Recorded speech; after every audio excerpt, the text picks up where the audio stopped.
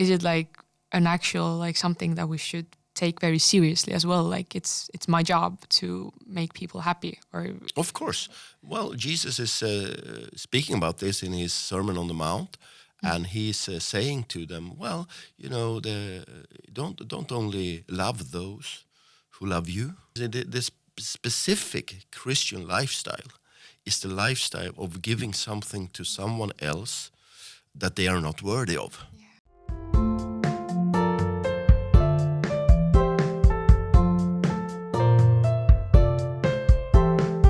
PLP. Please loe piiblit. Piiblilugemise podcast. Dear listeners, welcome back to Please Loe Piiblit, or the Please Read Your Bible podcast. I'm Sofia. Hi.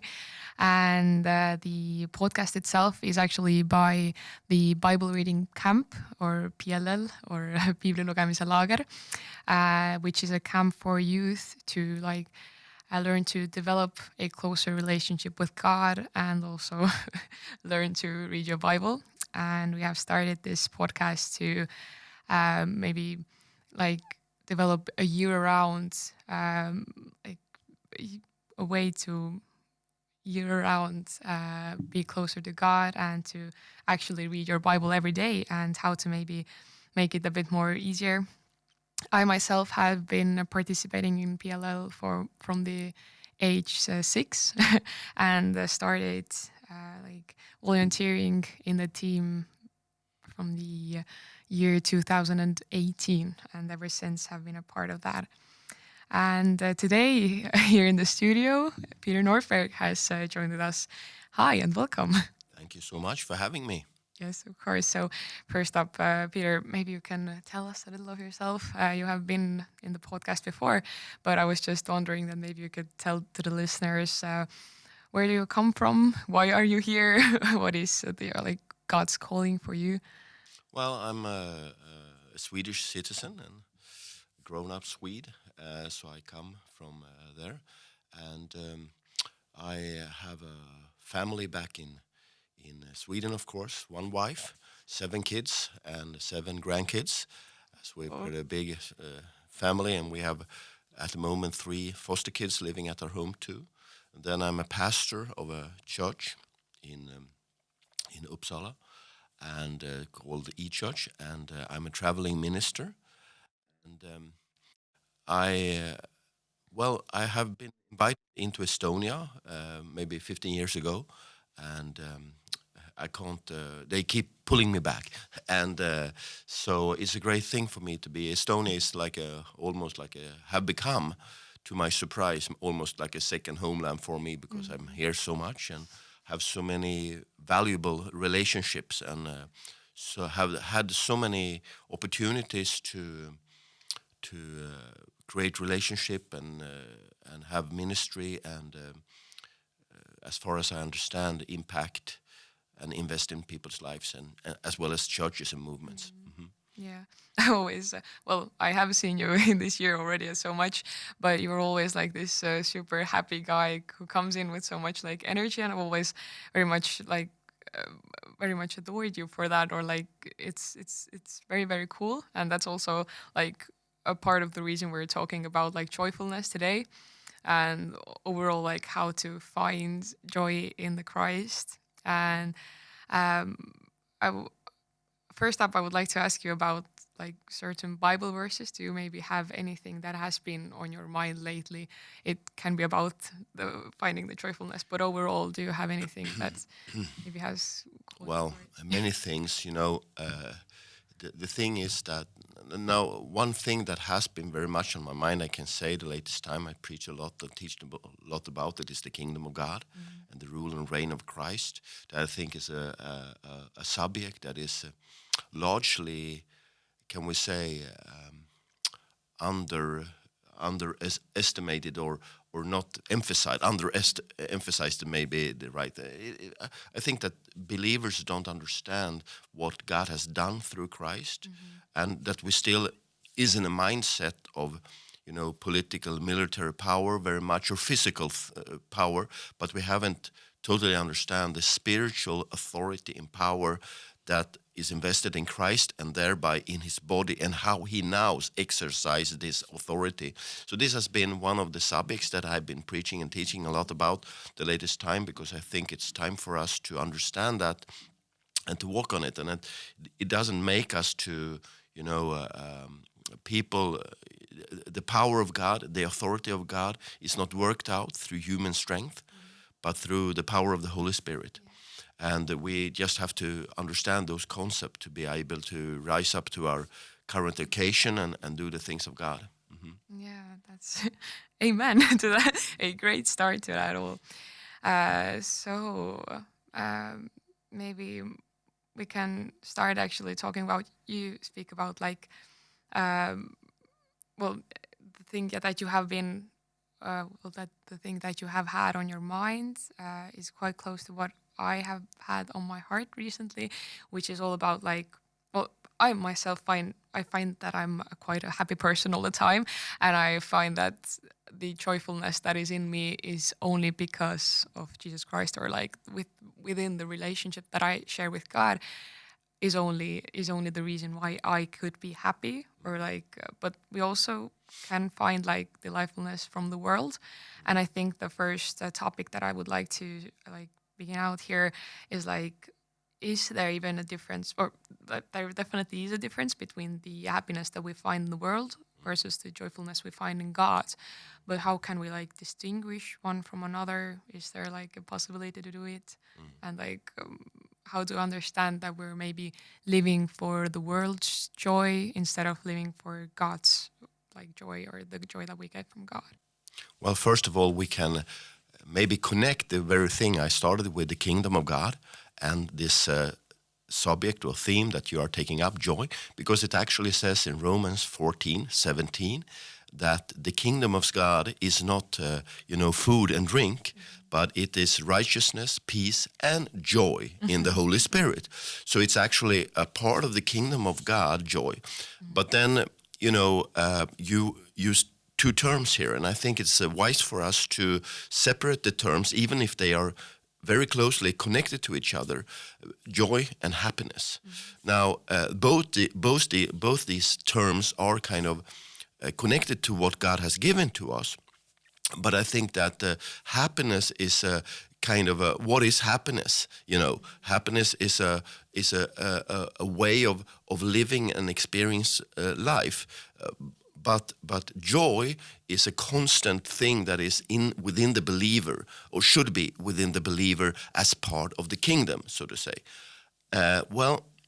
Is there a difference between the joy of the world and the joy of the Lord? Absolutely, 100%. Now, I think we all can understand that there are joyful things that also leads to happiness that we have in common with all people, like things like family, things like, doing valuable things together, or stuff like that. But then there's a separation that happens, that the joy that is in the kingdom is a spiritual thing.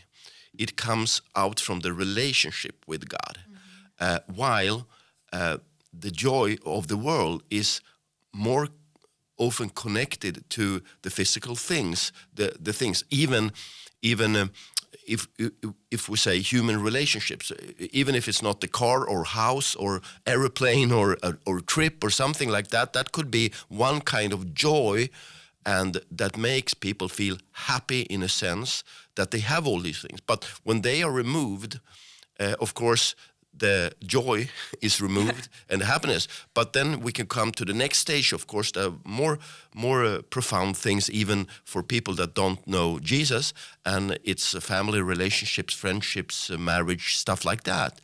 But still, if those things are removed, then a lot of the joy and a lot of the happiness is also removed from people's lives. But in the kingdom of God, and this is the thing, though the joy is not related to these things.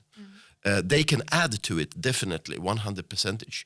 But either joy or happiness is connected really to the things that I experience outside, but they are deeply connected to the relationship I have with God. Jesus said to his disciple one time when they came back after one of their first mission trips, so to say, and they were amazed because they were able to work in the power of the Spirit, and they saw real results, and they rejoiced. And Jesus said, well, you know what?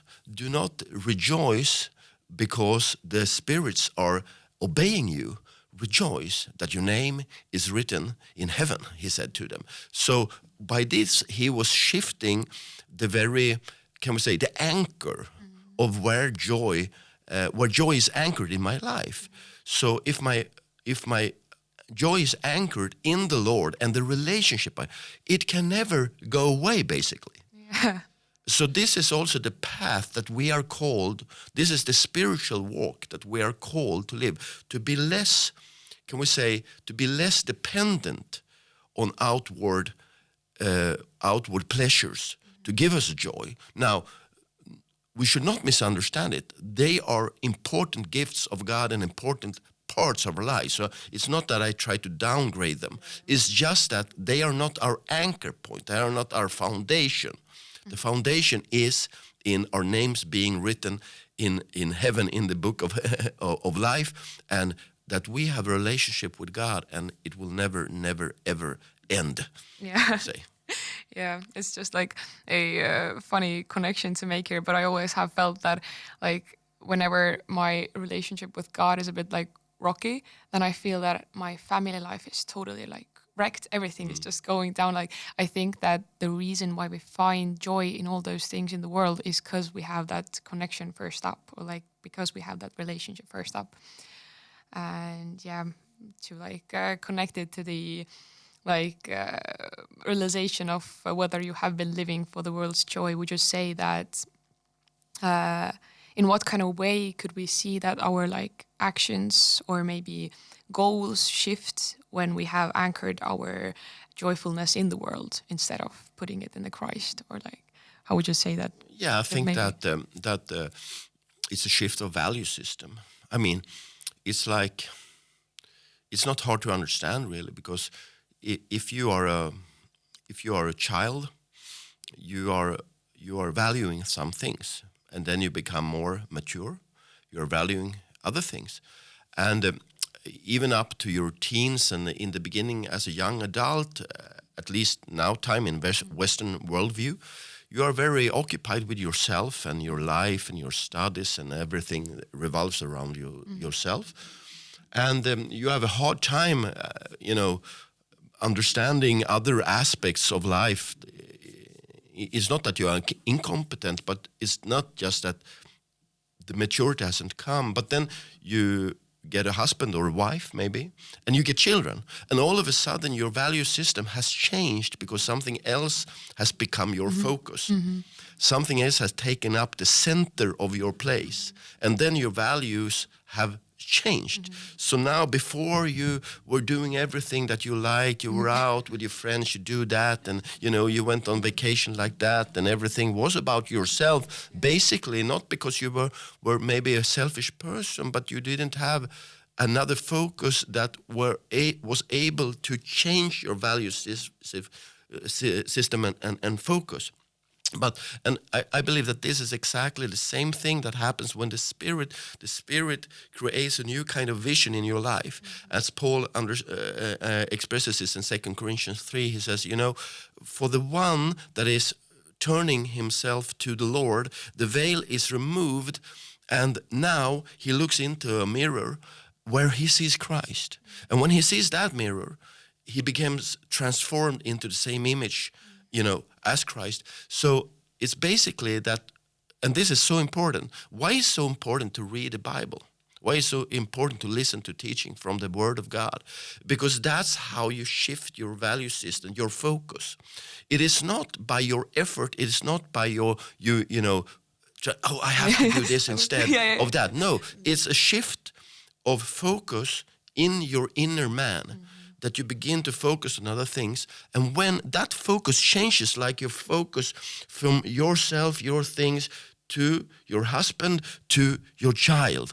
And all of a sudden, since you made a shift, your value system has changed. So now it's not about you anymore. It's not about you going out every night. It's not about you getting all the things. It's about your child. Now, the same thing about Christ. It was about yourself. It was about your career. But as the focus changes, your image, your inner value system begins to image that of Jesus. And now all of a sudden you're beginning to think like him. You value things like him. And now you have changed your focus. Wow. Yeah. But as we're speaking of these values and I have found that often drifting away from something that you valued because of Christ is connected to Satan's lies, who comes in with sneaky lies or uses entrances that we don't know of and so-called quietly poisons your mind. How would you say how could we so-called track him or how could we fight that so it wouldn't happen? Because I would say that if I look at my life, then usually Satan doesn't come in barging, wow, I'm here now, it's and now you have to sin or something like that. It usually is a slight drifting away from God. How would you say how in your life maybe you have seen that this happiness is or the joyfulness in God is disappearing and it's exchanged by something that actually the devil is giving? Yeah, it's all about a relationship, basically. You have a relationship, and as soon as communication weakens, your eyes, your attendance will be moved from the very thing that you had your eyes on.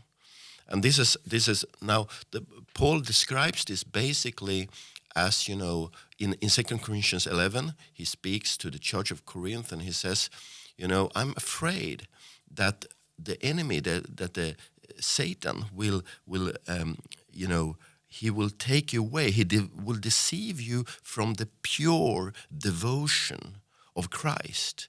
Because I have betrothed you to one husband and only one, he says.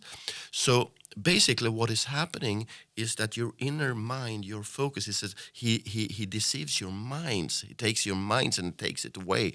So basically what is happening is that our minds become occupied with something else but that what we would be focused on.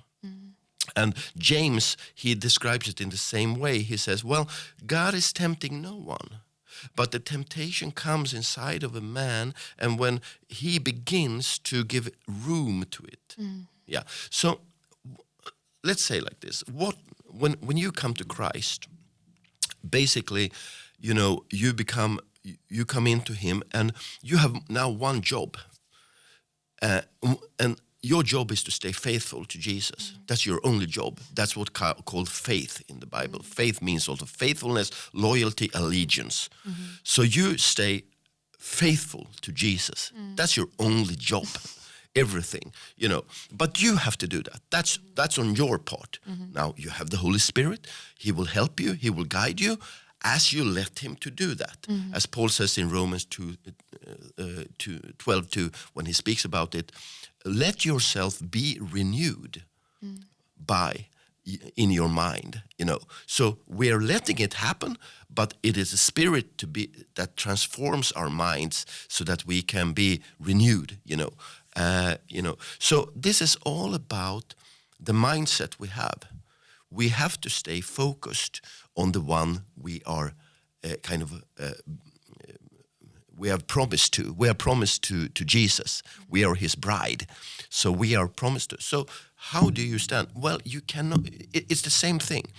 Say that you have a guy, you are engaged, and you are now going to give yourself promises to be married and to live together. Now, while you are in that state, another guy that you knew from before and that you liked very much, but things never clicked and it never happened, so to say. You were attracted, but now all of a sudden he comes in, and he begins to speak, and he's very nice, and now the question is, should you give, what kind of attention should you give to that guy?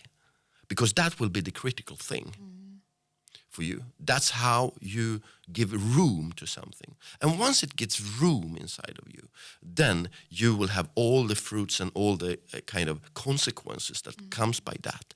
So the whole thing about the Christian faith is to realize the deep dependence and connection you have with the Lord Jesus. Like Jesus says, remain in me and I will remain in you. So there's a constant connection. That's the only way. There is no rules, there is no principles, there are no things you can learn from those things, but they will not help you if not the connection is there, if you haven't decided where to look. So you have to look back at your fiancé, you know, the one you promised you, okay, this guy is nice, well, but I've already chosen. Well, he has so nice muscles.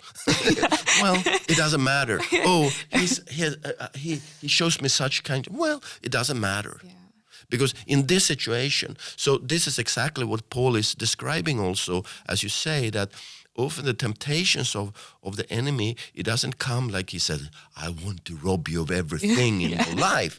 No, he comes as an angel of light. As he says. He comes as this former boyfriend that you liked a lot, but it was not the thing that you were supposed to. Now you have made another choice. You have to focus on that, otherwise you will be robbed. And it's your job to see that it doesn't happen. It's not your job to give yourself it's not your job to be the good husband. It's not but it's your job to keep your eyes on the one you have been promised to.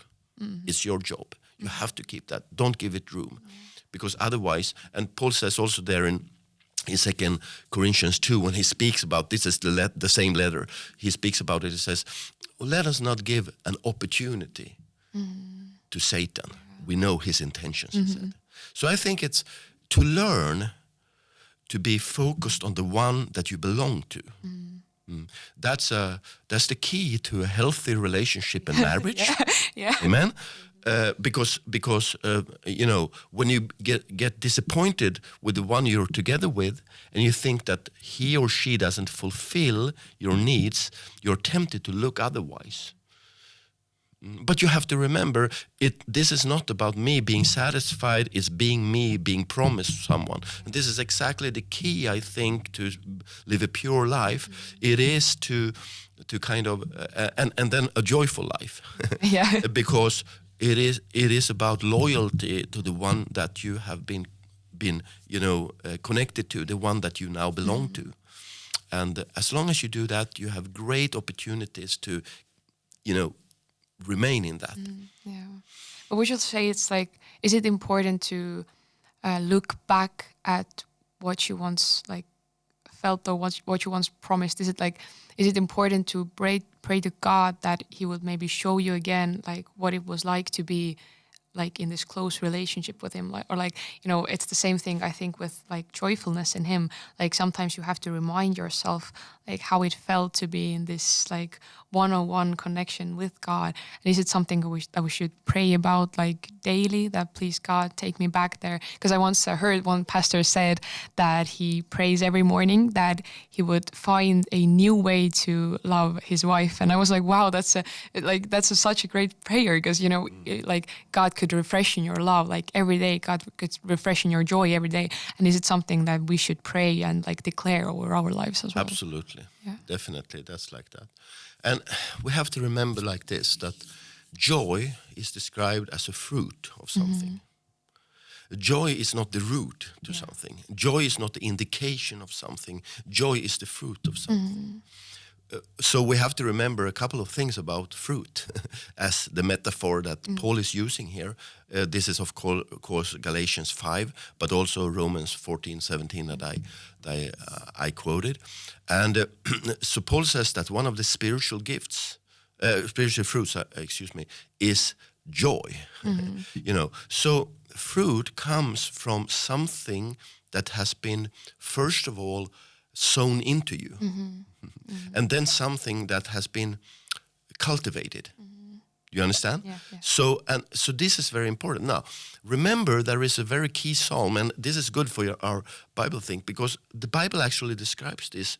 If you read in Psalms 1, that is one of my absolute favorite psalms, and one of the psalms that God taught me when I was a young teenager, and He really gave me a revelation or insight of how to live my life. And this says, first it says, blessed is the man. And there you have it, blessed, Blessed means basically heavenly, joyful or happy.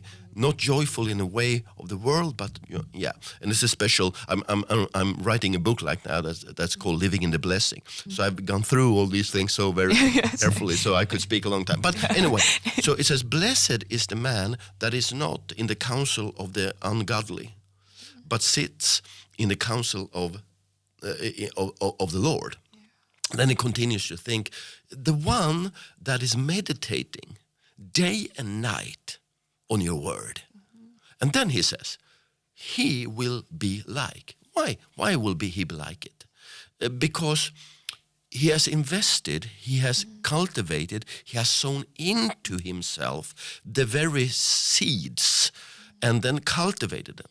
And if you compare that to John 15, of course, when Jesus is speaking, he says, well, my Father is the wine, the person taking care of the wine, and I am the good wine. I am the wine of tree, and every person connected to me is a branch.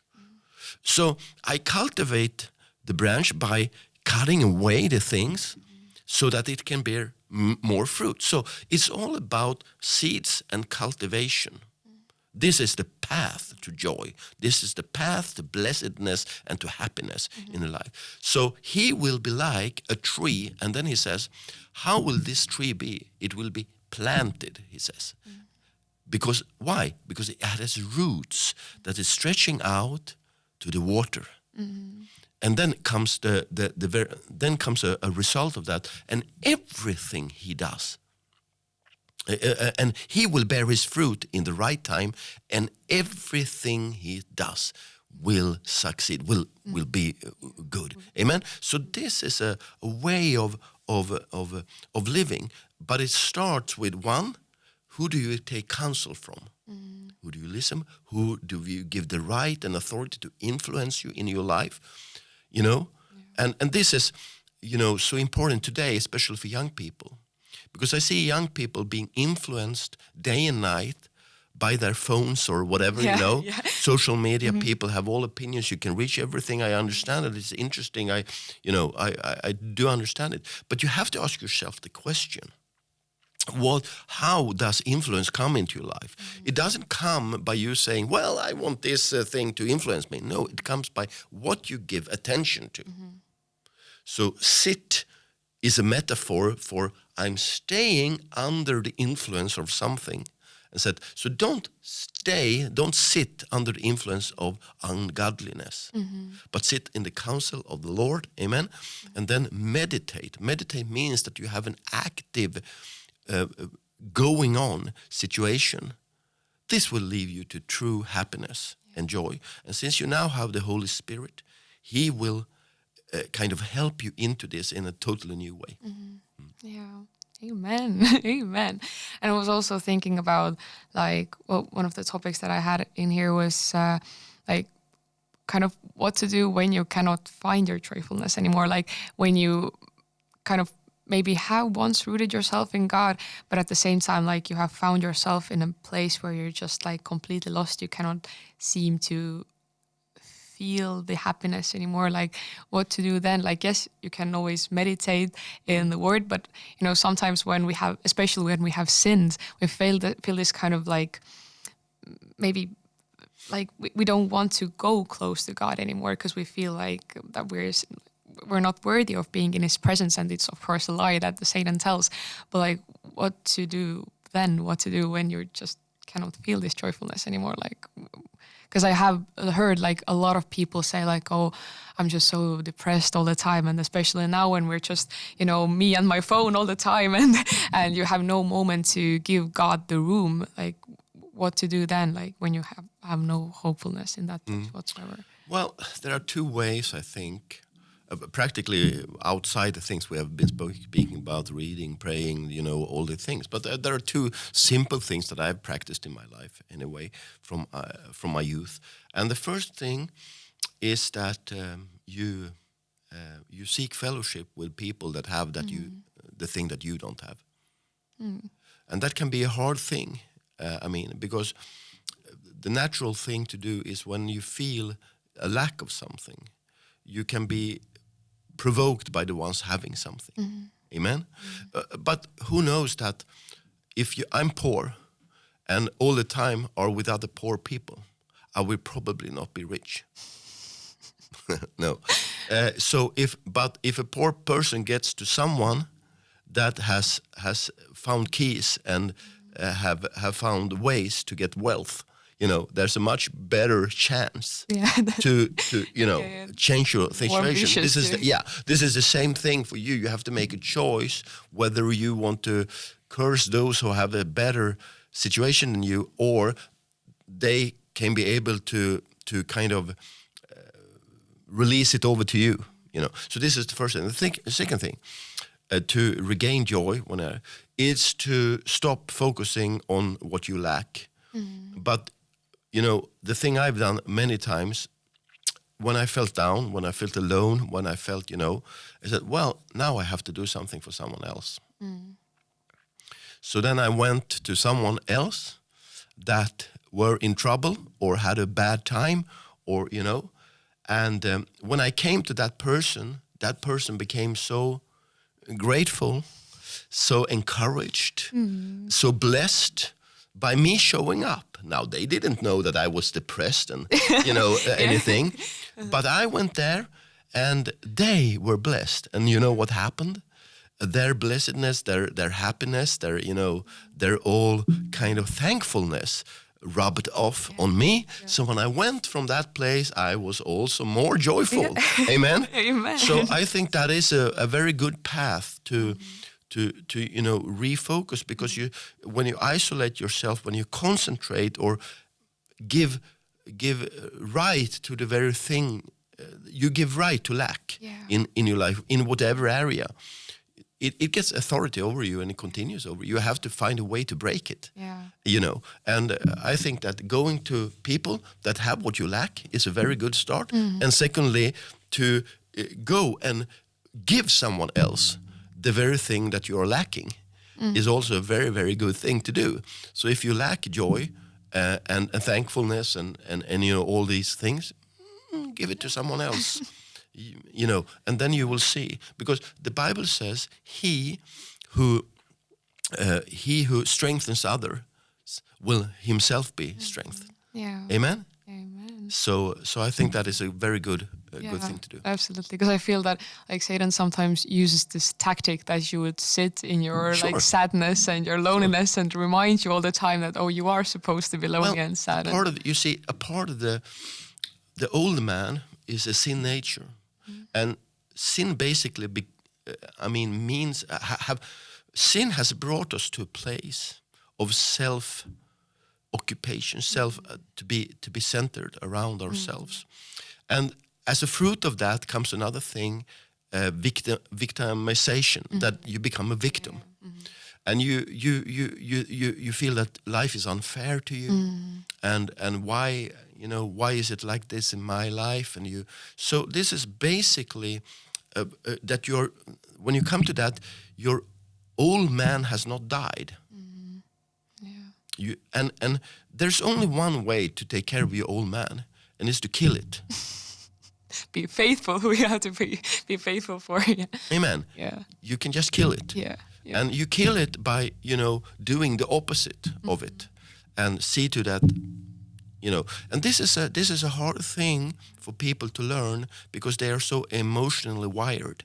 So they think they are entitled to the feelings they have.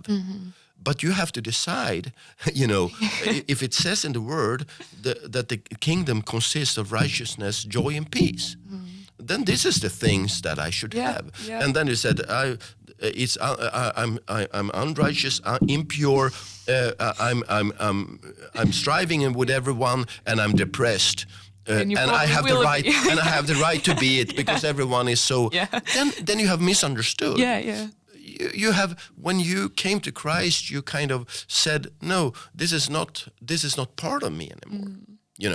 And your feelings at the moments are not your Lord, but the Word of God and what the Lord Jesus has called you to be. So you say, well, if I'm living in unrighteousness like now, well, this needs to change. Yeah, this needs to change, but not by me condemning myself, feeling sorry for, because once again, hello, you were not called to feel sorry for yourself that you were failing. You were called to come to Jesus to get forgiveness so he can let his righteousness be activated in you again, and so on. And if you're depressed and heavy, then you're not allowed to sit there and say, this happened, this and this person, he disappointed me and this happened and I don't have the money and everything. Well, okay, but this is not the kingdom you're living in right now. Yeah. You're not living in the kingdom of the depression, but of the kingdom of joy. So now you have to ask yourself, what can I do about, shifting this? Well, I go and be with people that enjoy, and can care for me and can encourage me and can strengthen me, and help me. Not just, I know, it's so sorry. They should say to you, you have, don't focus on this. Come on, be with us, Now, I understand that there are times in our lives and situations in our lives that go deep, We have been through a crisis of some kind of seasons that has been very, so I'm not trying to belittle those kind of experiences. There are times of mourning, and so on. But still, where would I be in the time of mourning? I should be, together with the people that can encourage me and strengthen me. They don't necessarily need to be like, come on, like that, but they can be there for me, and their strength, their joy can slowly, care for me and help me and pray with me and worship with me and read the Bible with me, and slowly the Holy Spirit can heal me and bring me out of that deep trauma or situation. But the thing is, you cannot isolate yourself and give yourself the right to be in this situation. By Jesus Christ, you have the authority to receive, even though you don't have the strength yourself. Amen. Yeah, and that last day I actually had on my mind, we talked about already, like, giving to others and making others happy when you're maybe not feeling the best. And do you know, like, does the Bible actually say anything about, like, cheering up others, or like what is our duty as a Christian in that sense? Like, do we have, like, I think that when I'm full of love and everything is perfectly well, then of course I'm giving all the time, and I love to love people, and it's something that God has, like, called us to do in the world. But is it like an actual, like, something that we should take very seriously as well? Like, it's my job to make people happy? Or of course. Well, Jesus is speaking about this in his Sermon on the Mount. And he's saying to them, well, don't only love those who love you and do good things to those who do good things. You should love your enemies. You should be perfect like your Father is perfect. And then they will see your good deeds and they will praise the Father in heaven. So it is actually, this specific Christian lifestyle is the lifestyle of giving something to someone else that they are not worthy of. That's what we're called. Because the other thing everyone can do. Everyone can bless someone that is blessing you. Do something good. If someone says, you're so beautiful today, and then you say, well, you too. Wow. Nothing. But when someone says, you're the most depressing person I've ever met, and you're saying, well, that's not my view of you. I think you're very, very. I believe that God has very good things for you. So you're called to this. So absolutely, it is not a choice. It is a demand. of course, as I said, everything we do is coming as a fruit. It cannot be applied from the outside.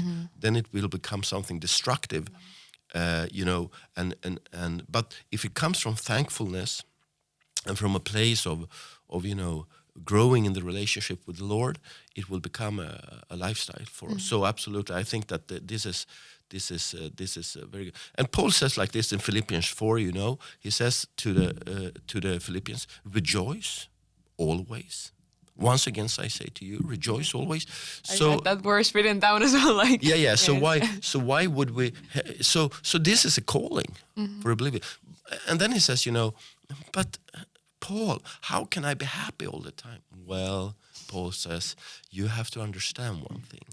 If you learn how to give your whatever you're craving for, your needs, your burdens, whatever you're struggling with, if you learn by prayer to give it to the Lord, you will have a divine exchange, because your heart will have peace and joy instead. So you have to learn that. And once you have learned this exchange, you will be joyful all the time. Amen. Amen. Amen. Thank you so much. And to finish off this beautiful episode of ours, would you mind praying? Sure. For great Absolutely. listeners. Father, we just thank you so much for everyone listening or looking at this. And we just pray that they will have a deeper relationship with you, that they will be inspired by this episode to more deeply get roots into the word and into your presence, Lord. And that by that they will be able to live joyful lives, whatever circumstance, whatever tests, whatever hardship they go through. They will keep their joy in you, Jesus, because you have called us to a kingdom of righteousness, joy, and peace in the Holy Spirit. So I thank you for each and every one, that you will go to them right now and you will touch them and you will encourage and inspire them in the name of Jesus. Amen. Amen. Amen. Thank you so much, Thank you. Peter. Truly, truly, it was such an honor and such a pleasure to be talking to you today. And thank you, listeners, for listening to today's podcast or watching it. And we'll see you soon.